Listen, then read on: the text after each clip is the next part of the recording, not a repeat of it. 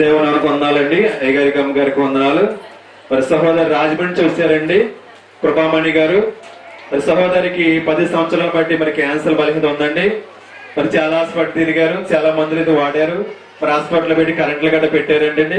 మరి కడుపులో గడ్డలు కూడా వచ్చినాయంటండి. చాలా బలించేత బాధపడుతూ మరి 10 సంవత్సరాల మందులు మింగుతూ మరి ఎక్కడంటే అక్కడ తిరుగుతూ ఉన్నారంటండి. మరి ఎవరో సహోదరుడు యెహోవా గిరిజల ప్రార్థన మందిరం గురించి చెప్పారంటండి.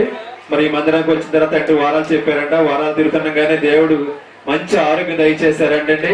మరి ఇక్కడికి వచ్చిన తర్వాత తైలం తీసుకెళ్లి తైలం తాగుతూ తైలం రాసుకుంటూ మళ్ళా మన హాస్పిటల్కి వెళ్ళి టెస్టులు చేయించుకున్నారంటండి.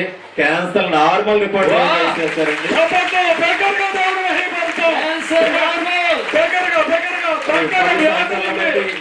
క్యాన్సర్ మరి ఎక్కడ తగ్గింది, మరి దేవుడి మందిరంలోకి రాగా దేవుడు తగ్గించి స్వస్థపరిచారండి.